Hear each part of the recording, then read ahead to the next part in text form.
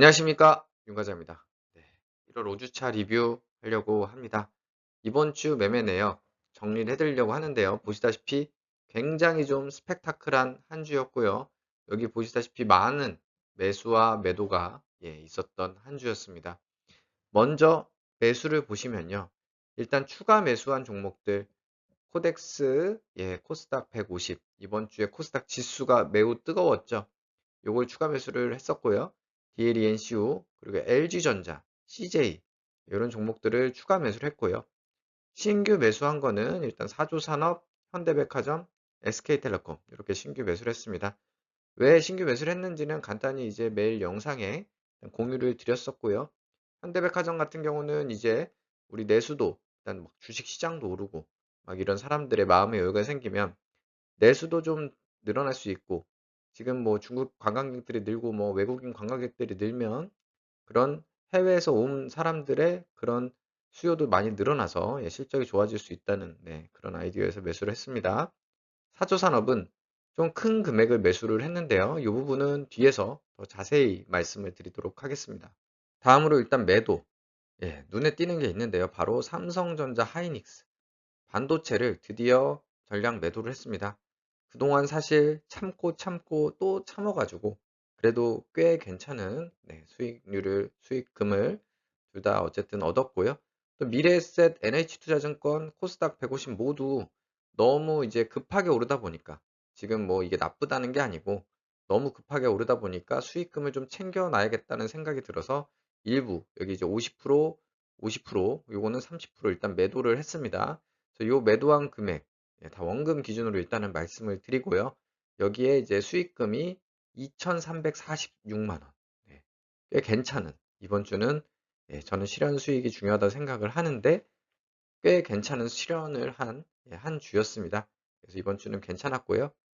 다만 이제 금요일에 미국장 보니까 미국장이 좀 하락을 많이 했더라고요. 그리고 특히 이제 반도체, 필라델피아 반도체 지수가 3.87%나 이렇게 하락을 하고, 그리고 마이크론 테크놀로지 같은 경우에는 지금 4.8% 이렇게 하락을 해서 이제 다음 주 이제 하이닉스하고 삼성전자 우리나라 반도체 주가에 이제 어떤 영향을 줄지 이거 한번 좀 확인이 필요해 보이고요.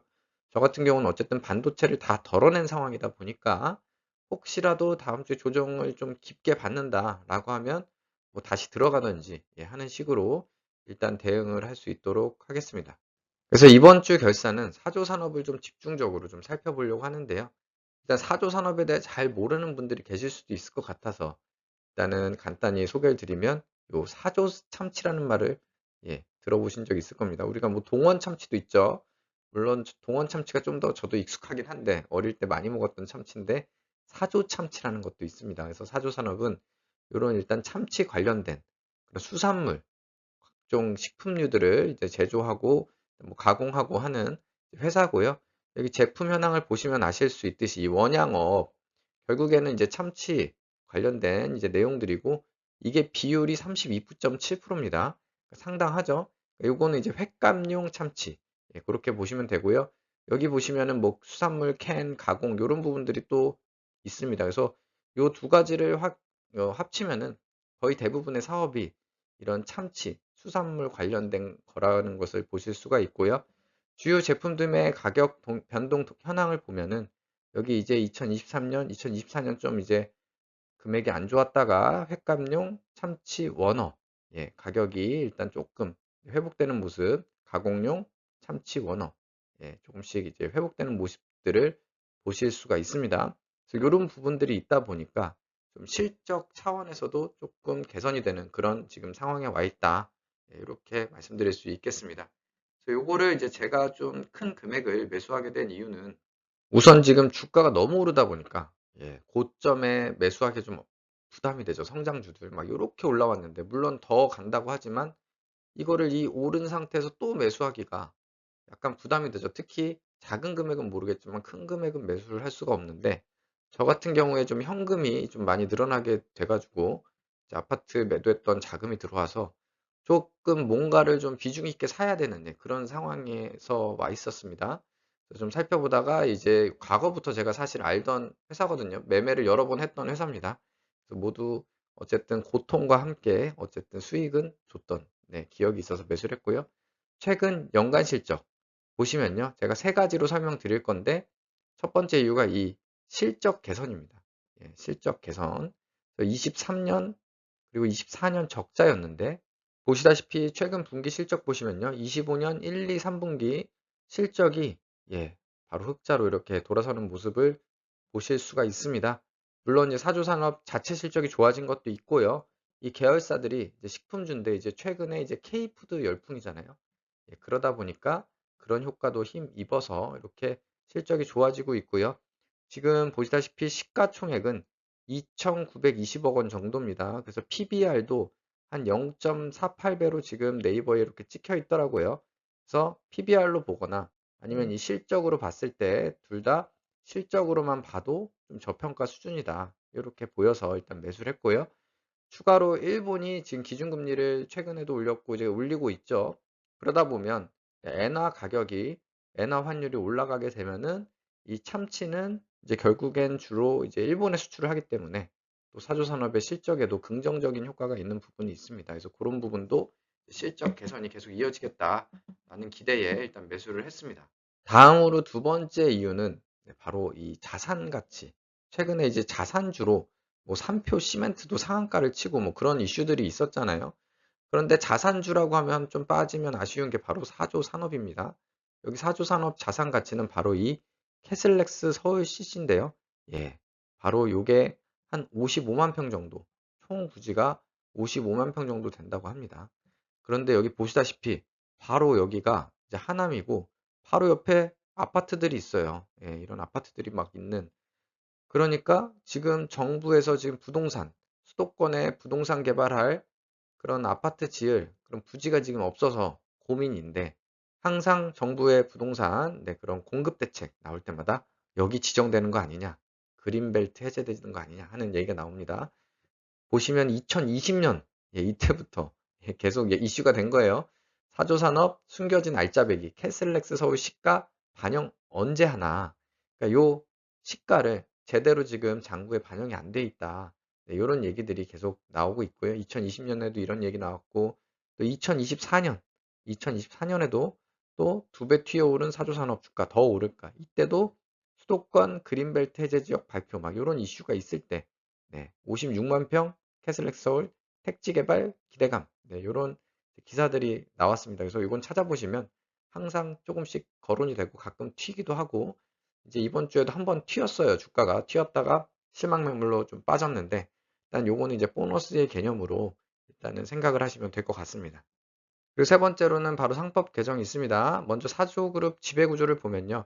이게 25년 1분기 기준이라 좀 숫자는 조금 바뀌었을 수 있는데 그냥 주요 구조가 이 사조 시스템즈라는 비상장 회사를 이 주지용 부회장이라는 이 주진우 회장의 차남이죠. 차남이 이제 지배를 하고 이 사조 시스템즈 비상장 회사가 이 사조 산업을 지배하는 그런 그림입니다. 물론 여기 주진우 회장하고 이제 주지용 부회장이 지분을 각각 사조 산업을 실제로 갖고 있는 부분도 있고요. 요것들이 또 계열사들을 이제 지배를 하면서 막상 사조 산업이 거의 이제 지주사 역할을 하는 예, 그런 지금 기업으로 되어 있습니다. 그래서 사조 산업 비율을 보시면 여기 주진우 회장부터 해서 쭉 지분이 있고요. 그래서 이제 계열사나 대주주들의 지분율이 다 합치면 대략 한 67%? 이 정도 수준 된다고 해요. 그러니까 3분의 2가 넘죠. 그래서 원하는 대로 사실은 회사를 막 운영할 수 있는 굉장히 지배 구조가 안 좋은 네, 그런 지금 상황에 되어 있습니다. 과거에 여러 가지 사건도 있었고 뭐 배당도 박하고 여러 이제 안 좋은 부분들이 있었는데 그래서 사람들이 투자를 안 하고 저평가였는데 이제 상법 개정이 지금 됐고 또 3차가 된다는 말이죠. 그래서 지금 상법 개정 이슈 때문에 이런 좀 저평가가 해소될 수 있지 않을까 하는 기대가 있습니다. 실질적으로 뭐가 변하냐면 이제 2021년 예, 뉴스인데요. 2021년에 보면은 이제 감사를 소액주주들이 넣으려고 했었는데요. 여기 보시면 최대 주주 및 특수관계인의 의결권을 3%로 이제 제한을 해놨는데 상법이 이제 개정돼서 그 당시에 그런데 사내이사가 아닌 사회이사 감사위원을 선출할 때는 최대 주주와 특수관계인 1인당 3%의 의견권을 각각 인정했다. 그러니까 이게 무슨 말이냐면 A라는 사람이 있고 B라는 사람이 있고 뭐 C라는 회사가 있고 D라는 회사가 있고 이러면 얘가 10%가 있으면 요거를 이제 3%로 일단 인정을 해주는 거고, 또 B가 있으면 뭐 B가 예를 들면은 뭐 한 5%가 있다. 그래도 요거를 3%로 인정을 해주고 뭐 이런 식으로 다 해준다는 거예요. 그러다 보니까 이 사조산업이 꼼수를 써가지고 원래는 뭐 소수의 회사들에 갖고 있었던 지분을 다 3%씩 이제 나눠 가지면서, 왜냐하면 3%도 티끌모아태산이라고 이걸 다 합치면 이제 수십 프로가 되잖아요. 그래서 이렇게 소액주주 감사위원 진출을 막은 그런 이력이 있습니다. 그런데 작년에 1차 상법 개정이 이루어졌죠. 그리고 26년 7월 23일 시행 예정입니다. 이제 1년 후에 시행이 돼서 그런데요.